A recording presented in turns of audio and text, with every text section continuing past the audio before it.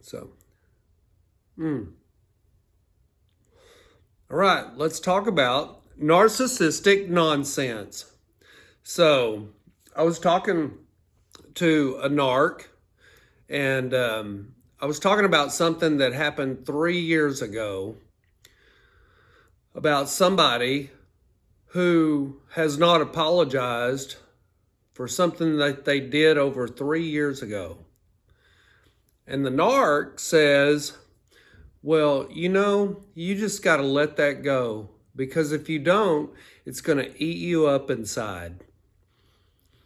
And I said, well, what do you say to this person? And so the narc says to me, well, I remember something that you did 14 years ago. I'm sorry, it's just kind of like you're telling me that I need to let go of something that happened 3 years ago, but you're going to bring up something that I did 14 years ago. Okay, so I need to let something go, but you're still holding on to something from 14 years ago. Okay. It's all narcissistic nonsense, and a friend of mine just got through telling me that her attorney told her that when you're dealing with a narcissist, all you have to do is tell them 2 words. Well, one word is a contraction. That's nonsense. It's very powerful. It's very empowering for the empath, and it takes away the power of the narcissist, because they're very passive aggressive, and all they do is they want to bait you, and they want to give you word salads, and they just want to be passive aggressive with you and contradict anything that you say. So here's what I mean by narcissistic nonsense. It's very interesting. So the narc that I was married to, one of the narcs, I've been married to 2 narcissists. Yes, and I don't believe the covert narcissist.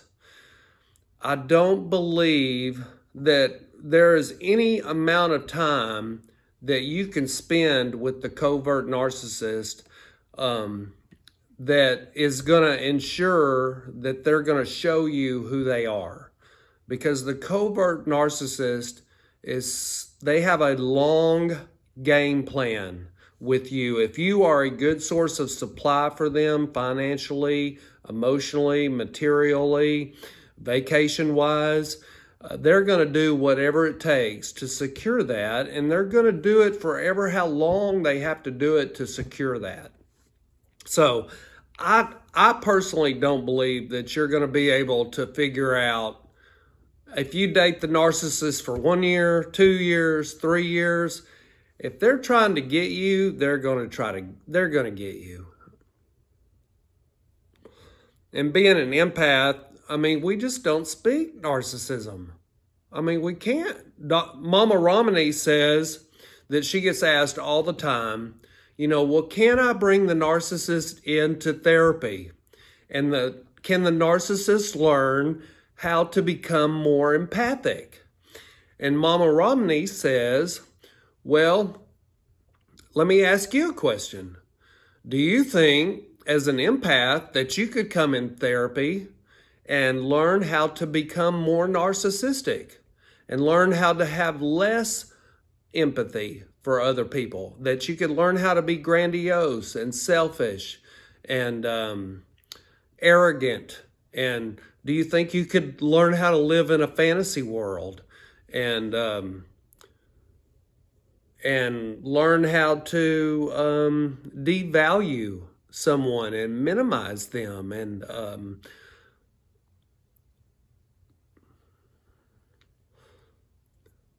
invalidate them? Do you think you could learn how to do that to another human being? It's not possible. Empaths, we don't have that game that the narcissist had. So let me tell you some things that one of the narcissists did that is nonsense, narcissistic nonsense. And it was just gaslighting. And because when you're with a narcissist, when you're romantically involved with a narcissist, it's kind of like Stockholm syndrome. They play and play and play with your mind until you're trapped into their little world that they want you to be in. They want to condense you into this little puppet. So here's some things that the narc did. The narcissist that I was married to was actually talking to my other narcissistic ex-wife all the time. They were talking, they were texting, and what that is the narcissist is gathering intel on you. They're trying to get information, background history on you that they can use against you when they decide to devalue you. So another thing that was on my wedding ring was the inscription, "Love you more." And so in the bathroom, she had a little plaque that said, "Love you more," up at the top. And every night when we went to sleep, she would ask me to give her a kiss, and she would say, "Love you more." And I would always respond with, "I love you the most. I love you more than most." And it is true, I absolutely did. I love that woman more than anybody else that I've ever been with before. I gave to a fault, and so probably you did too. Some other things that were interesting was they don't care about you as a human being or a person. You are an object to them. So let's put it like this. Your pictures of you together, smiling, going on vacation, doing whatever you do, and them posting it on Facebook mean more to the narcissist than you actually mean to them yourself. So it's all about image, that the narcissist envies other people, and the narcissist believes that other people envy them.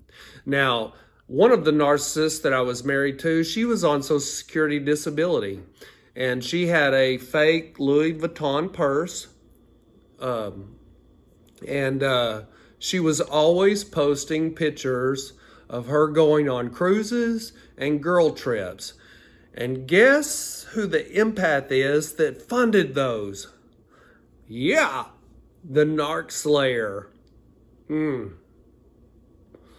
So another cute little thing that was on my side of the bed was a picture of our wedding date with her heel kicked up while we were kissing.